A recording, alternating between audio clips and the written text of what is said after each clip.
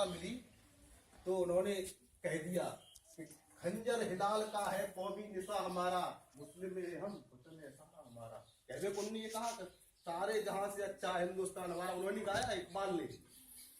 जब वो एक उसमें ऐसी स्थिति में आए तो उन्होंने कहा था खंजर हिलाल का है कौमी निशा हमारा और मुस्लिम में हम वतन है सारा। तो उन्होंने हिंदुस्तान को अपना बता दिया।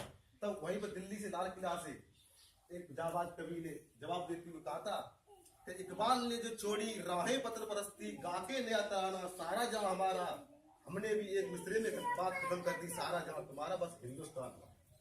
हमने भी एक मिसरे में बात खत्म कर दी सारा जहां तुम्हारा, बस हिंदुस्तान।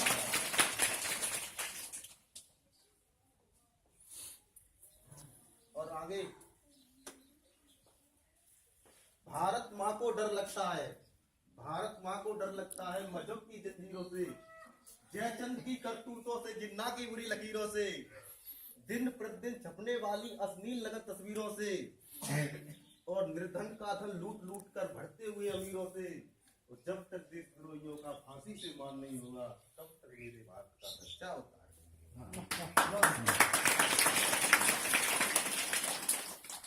एक समाज में बहुत बड़ी विडंबना है, हर घर में है। एक समाज में बहुत बड़ी, आप लोग सब देखते हो, सब चीजें, पापा बैठे या पापा जी बैठे, भाई साहब बैठे मेरे, तो आप सुबह इंजॉय नहीं हो केवल। मैं हर चीज सुनाऊँ, हर चीज सुना देता, हर क्षेत्र में सामाजिक मुद्दा हो, चाहे देश के ऊपर हो, चाहे वैसा कैसे भी हो, इंग्लिश हो, हिंदी हो, तो आप सुने। कितनी भी भरी हो पर हर, कितनी घर में भरी हो पर हर चीज हमें नेक नेक देती है, बाज आगे सुने आपके ऊपर है। कितनी भी भरी हो घर में पर हर चीज हमें नेक नेक देती है, बाज आगे आऊं उसकी आंसुओं से हर एक चीज हमें फेंक फेंक देती है। और प्रेम रेम जाने नहीं ऐठती है, रस्सी जैसी मांगने पर रोटियां भी फेंक फेंक देती है। और इससे अच्छी मेरी भैंस वफादार है, दूध सुबह शाम हमें नेक नेक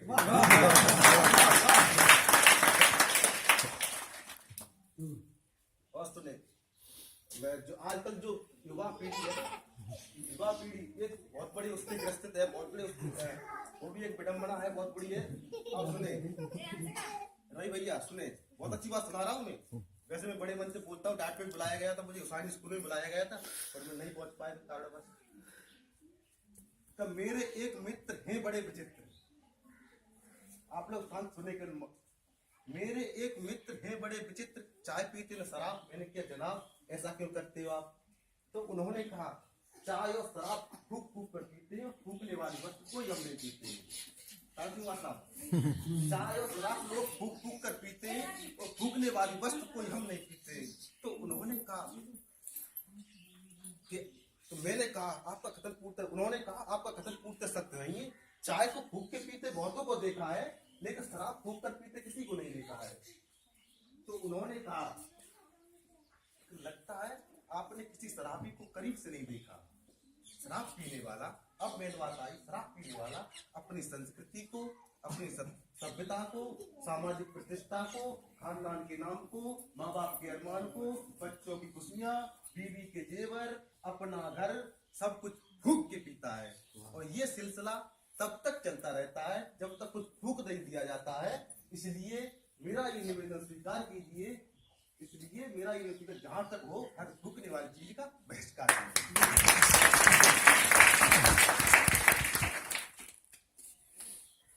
बढ़िया बात सुनाई, हमारी तो आगे बढ़ सके भाई। बच्चों में अनुकरण की प्रवृत्ति होती है, अनुकरण सीखो।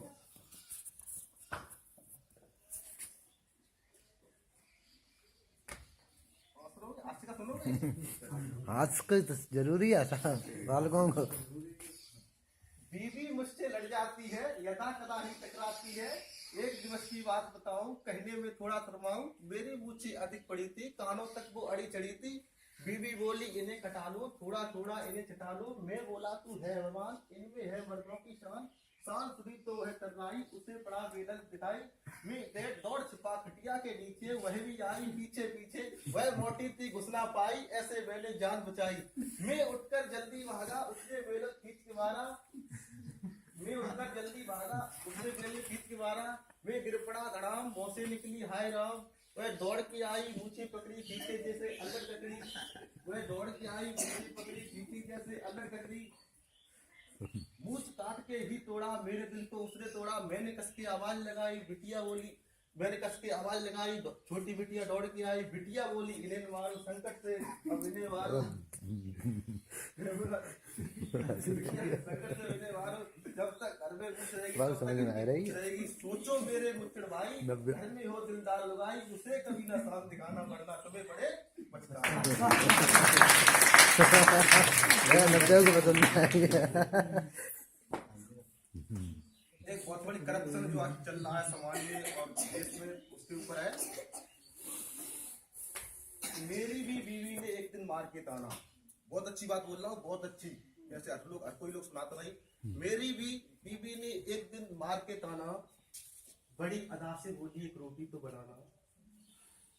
मेरी भी बीवी ने एक दिन मार के ताना, बड़ी अदा से बोली एक रोटी तो बनाना। मैंने किया प्रयास रोटी बनी ऐसे, भारत का नक्शा दिखता है जैसे। मैंने भी किया प्रयास तो रोटी बनी ऐसे, भारत का नक्शा दिखता है जैसे। तो बीवी बोली रोटी गोल नहीं कर पाओगे तो जिंदगी में क्या कर पाओगे, मुझे और बच्चों को क्या खिलाओगे। तब से मैं कर रहा हूँ प्रयास लगातार, लेकर असफल हो जाता हूँ हर बार। सोचता हूँ कैसे लोग रोटियां गोल कर देते हैं, सोचता हूँ कैसे लोग रोटियां गोल कर देते हैं, अपनी तो अपनी दूसरों की भी गोल कर देते हैं। यह समझने की बात की, अपनी तो अपनी दूसरों की भी गोल कर देते हैं। जैसे अभी मेरे डाइट प्राचार्य हैं, वो रोटियां गोल करने में अंदर हैं, जेल में है। अपनी तो अपनी कैसे दूसरों की भी गोल कर देते हैं। काश मुझे रोटियां गोल कर पाना आ जाता, काश मुझे रोटियां गोल कर पाना आ जाता है और अपने लिए सजना संवरना आ जाता है। मैंने पूछा बच्चों की अम्मा तूने कहां से सीखा ये जादू। बच्चों की अम्मा ने कहा बच्चों के बाबू आपको हिंदुस्तान का इतिहास याद नहीं है, आपको हिंदुस्तान का, अब सुनिए मेन लाइन आ गई, आपको हिंदुस्तान का इतिहास याद नहीं है। रोटियां गोल करना तुम्हारी बस की बात नहीं, रोटियां गोल कर पाना तुम्हारे बस की बात नहीं। यहाँ जो रोटियां गोल नहीं कर पाता है, यहाँ जो रोटियां गोल कर नहीं पाता है, वो एक धोती में हड्डियों का ढांचा नजर आता है। अब सुने, यहाँ जो रोटियां गोल नहीं कर पाता है, वो हड्डियों में, वो धोती में हड्डियों का ढांचा नजर आता है। और इस ईमानदारी सजा सरेआम पाता है और एक दिन गोलियों से खुलेआम भूज दिया जाता है।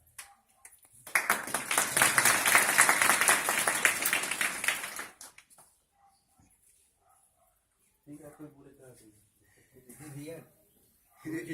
बीएड वालों को टेस्ट लो, नंबर लेना है। अरे आइए बीएड वालों को बोलना चाहिए, हमारा प्रोफेशनल काम है अभी। बोलो शिक्षक है, मास्टर जी बोलना चाहिए।